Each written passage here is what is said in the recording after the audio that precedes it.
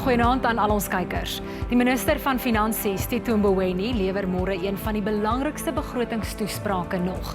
Ons land se ekonomie is hard deur die COVID-pandemie getref. Die ekonoom, Dawie Rood, het gisteraand op hierdie program gesê Suid-Afrika is nie bloot in 'n resessie nie, maar eerder in 'n erge depressie.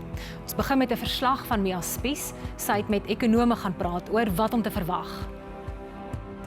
As daar nou een persoon is in wie se skoene jy nie môre wil staan nie, is dit die van die minister van Finansies, Tito Mboweni. Hy moet die mediumtermyn begrotingsraamwerk, oftewel die mini-begroting hier in die parlement lewer en sal onder meer moet aandui waar die geld vandaan gaan kom vir president Cyril Ramaphosa se herstelplan. Die begroting is uiters belangrik vanweë die impak wat COVID-19 op die ekonomie gehad het en steeds het. Ek het 'n paar ekonome gevra hoekom Suid-Afrikaners verkieslik baie fyn moet luister. Ons weet Suid-Afrika is in 'n finansiële verknorsing. So wat ons nou môre gaan graag wil hoor van die minister is hoe gaan ons uit hierdie verknorsing kom? En ek dink mense kan dit basies op 3 maniere doen. Jy kan of staatsbesteding terugsny, of jy kan meer staatsinkomste probeer genereer deur hoër belastings of verkieslik hoër ekonomiese groei. Of die staat kan blootgewoon meer gaan leen. So uit 'n landsburgerperspektief maak daai keuses natuurlik saak, want as ons meer belasting gaan verhoog, natuurlik dan raak dit mense se sakke. As ons minder besteding gaan doen, waarop gaan ons minder bestee? Gaan dit byvoorbeeld minder op landelike paaie wees, net as 'n voorbeeld? So hierdie keuses dis amper brood en botter sake vir Jan en Alleman. Wat is die belangrikste punte waarvoor ons op die uitkyk behoort te wees? Die belangrikste punte beide aan die inkomste en die uitgawe kant. So aan die inkomste kant wil ons graag sien dat die regering genoeg geld het om die besluite te neem wat hulle moet, en om dit te verbeter moet die ekonomie vinniger groei. Ons weet die president het sy ekonomiese herstelplan bekendgestel en die begroting hierdie week moet vir ons sê waar die geld vandaan kom vir dit. In terme van die syfers sal ons graag wil sien dat die regering se skuldvlakke op een of ander stadium stabiliseer in die vooruitskattingsperiode. In terme van die beginsels sal ons graag wil sien dat daar eerstens 'n geloofwaardige plan is, tweedens sal ons oortuig wil wees dat daar genoeg politieke wil is om dit te implementeer, en dan derdens sal ons graag net die fyn besonderhede wil hê van presies hoe dit sal gebeur. Wat sal jy graag van minister Mboweni wil hoor? Ek dink die groot boodskap wat ons moet kry uit hierdie begroting is dat die staat beheer het oor skuld. Ons weet skuld het aansienlik gestyg die afgelope jare en veral hierdie jaar om befondsing te kry vir al die ekstra uitgawes wat nodig is. Mens wil graag sien 'n daadwerklike implementeringsplan vir hoe ons staatsskuld onder beheer gaan kry. En ek dink die ander een wat mens meer inligting wil lees, die finansiering van president Ramaphosa se regrykplan. Is daar meer besonderhede daarin, is dit 'n geloofwaardige storie wat vir ons vertel word. En wat hoop jy om nie te hoor nie? Daar's baie staatsinstellings wat in 'n ekonomiese en finansiële verknorsing is, staatseiendomme en staatsmaatskappye wat nie finansiëel haalbaar is nie en wat ook nie noodwendig tot die gemiddelde Suid-Afrikaner se lewe bydra nie. So ek dink dit is belangriker dat ons eerder geld spandeer op onderwys en gesondheid as byvoorbeeld om dit by 'n lugredery te spandeer wat nie noodwendig vir Suid-Afrikaners se bate is nie. Ons wil nie graag nuwe planne hoor nie, en ons wil nie graag hê dat die regering vir ons moet beloof dat hulle van die ontvangste kant af die probleme gaan aanspreek nie, want dit is nie waar die probleme begin nie. Ons wil nie hoor dat daar groter belastingverhogings gaan wees nie. Ons wil nie hoor dat hulle hoop dat daar groeihervorming gaan plaasvind wat genoegsame groei gaan gee om dan met ander woorde die ontvangste kant te ondersteun nie. Dit moet kom van die spanderingskant af, soos wat die regering beloof het in Junie, en dit is natuurlik ook waar ons weet die probleme op hierdie stadium is. Die begroting word ook gesien as 'n maak of breek oomblik, nie net vir Mboweni nie, maar ook vir die president om te bewys die regering is in beheer van sake en weet wat gedoen moet word om ons op die pad van ekonomiese herstel te plaas. Ons het nou reeds president Ramaphosa se regrykplan of sy ekonomiese herstelplan so 'n week of so terug gehoor. So hy het eintlik nou klaar sy kaarte op die tafel gesit. Nou is dit kan vir die tesourier 'n bietjie vleis om daai bene te sit. Weet hoe word dit gefinansier?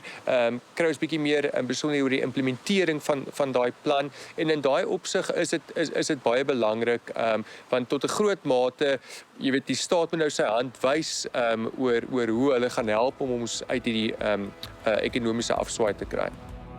Liesel de Lange van Rapport is vanaand se ateljee gas. Liesel, so ons weet nie presies wat minister Mboweni gaan sê nie, maar wat dink jy behoort hy te sê en waarna moet beleggers en Suid-Afrikaners veral na luister? Kyk, ons moet onthou, mediumtermyn begroting is gewoonlik meer 'n langtermyn prentjie van wat beplan word as wat die tipe besonderhede bevat wat 'n Februarie begroting bevat, né? Want ons kyk eintlik na 'n tydperk van 3 jaar. Maar daar's 'n klomp baie belangrike goed wat moet uitkom. Al is al die besonderhede nie daar nie, né? Ons het byvoorbeeld vandag gesien daar's berigte, ons weet fiskaal is die land baie diep in die knoop. En ons is nou al op 84% van vir die verhouding tot BBP is ons staatsskuld.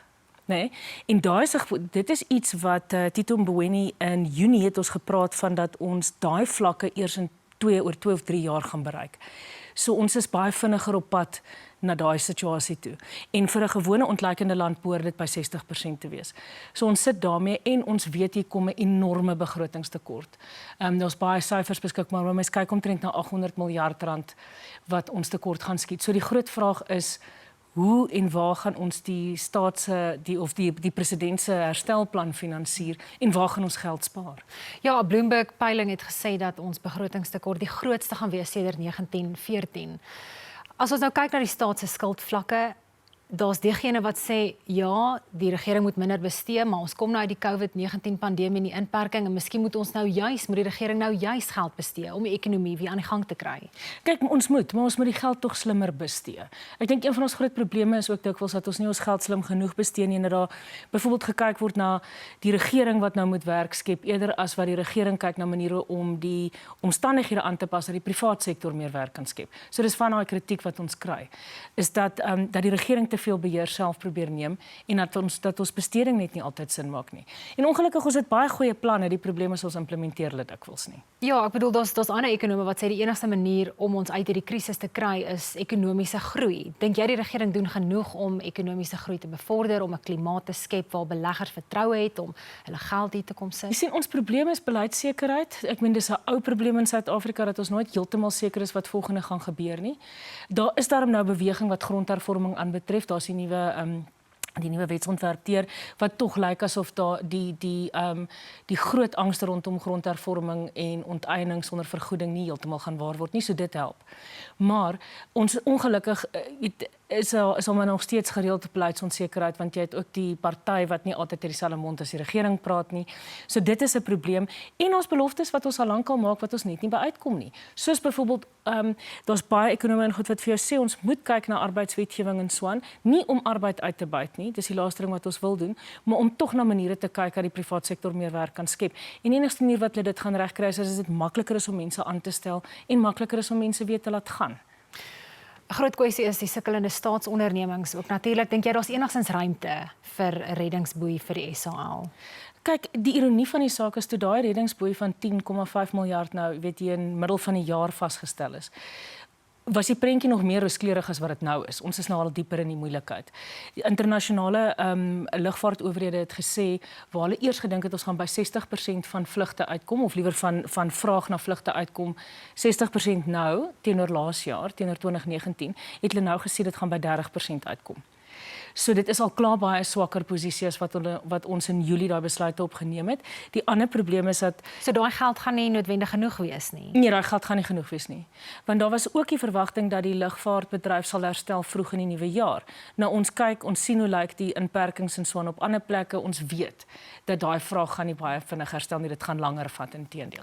President Ramaphosa het vandag in die parlement gesê, weet sprake van 'n harde inperking is vroegtydig, ons hoef nie nou daaroor te bekommer nie. Is dit 'n ligpunt dink jy vir sakeondernemings dat hulle bietjie kan asemhaal en beplan miskien ook vir die Desember vakansie? Kyk, ons kan nie daar's verskeie senior mense wat nou al geluide gemaak het rondom verdere inperkings. Die probleem is dat ons ekonomie kan dit net eenvoudig nie bekostig nie. En ek dink ook dat die publiek tot 'n groot mate vertroue in die regering se hantering van die pandemie verloor, soos wat ons nou al 'n paar keer gesien het. Met ons weet nou al dat 2/3 van die COVID spandering word ondersoek vir korrupsie. Ons het gesien die minister van Staatsdiens en Administrasie het toegegee dat meer as die helfte van staatsdepartemente nie COVID-regulasies behoorlik implementeer soos wat hulle verwag die privaat sektor moet doen nie. So ek dink dit gaan baie moeilik wees om weer daai tipe inperking in te stel en vir die toerismebedryf sal dit die finale doodskoot wees want daar's soveel geld wat nie ingekom het nie dat daai mense se laaste hoop is om in Desember 'n bietjie te probeer opmaak. Sal sien, ons gaan nou weer gesels. Die Valke het 'n senior politikus in hegtenis geneem en dis dalk goeie nuus vir die ekonomiese herstelproses. Ek en Liesel bespreek dit na die advertensies.